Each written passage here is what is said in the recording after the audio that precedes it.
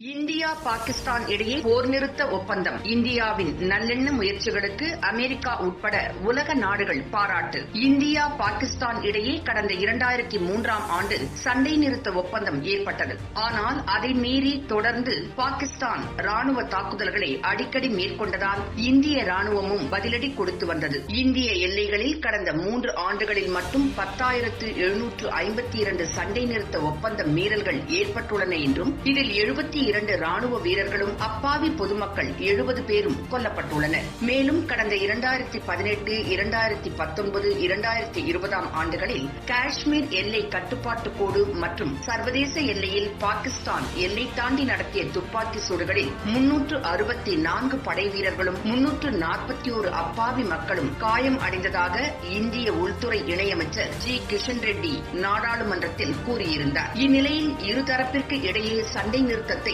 இனிமேல் உறுதியுடன் கடைபிடிக்க இந்தியா பாகிஸ்தான் ராணுவ செயல்பாடுகளின் தலைமை இயக்குநர்கள் ஹாட்லைன் தொலைபேசி வழியாக பேசி அமைதியை நிலைநாட்ட ஒப்புக்கொண்டுள்ளார். இதன்படி ஜம்மு காஷ்மீரில் எல்லை கட்டுப்பாடு கோட்டை ஒட்டிய பகுதிகளில் பிப்ரவரி மாதம் 24ஆம் தேதி நள்ளிரவு முதல் சண்டை நிறுத்தத்தை கடைபிடிக்க உடன்பாடு ஏற்பட்டுள்ளதாக இந்தியா பாகிஸ்தான் ராணுவங்கள் கூட்டாக அறிவித்துள்ளன. பிரதமர் மோடி, அமித்ஷா ஆகியோரின் ஆலோசனை பேரிலும் இம்ரான்கான் தரப்பு வலியுறுத்தலின் பேரிலும் தேசிய பாதுகாப்பு ஆலோசகர் அஜித் தோவல் மற்றும் பாகிஸ்தான் பிரதிநிதி மொயித் யூசுப் ஆகியோர் எல்லைகளில் அமைதியை உறுதி செய்வதற்காக கடந்த சில மாதங்களாக பேச்சுவார்த்தை நடத்தி வந்தனர். இந்த நீண்ட நல்லெண்ண முயற்சிகளுக்கு பிறகு சுமூக முடிவு எட்டப்பட்டுள்ளதாக மத்திய அரசு வட்டாரங்கள் தெரிவித்தன. இது தொடர்பாக அமெரிக்க வெள்ளை மாளிகையின் செய்தி தொடர்பாளர் ஜென் சாகி கூறுகையில், இந்தியாவிற்கும் பாகிஸ்தானுக்கும் இடையிலான கூட்டு அறிக்கையை அமெரிக்கா வரவேற்கிறது. இது தெற்காசியாவில் அதிக அமைதி மற்றும் ஸ்திரத்தன்மைக்கு சாதகமான ஒரு நிலையாகும் என்று தெரிவித்துள்ளார்.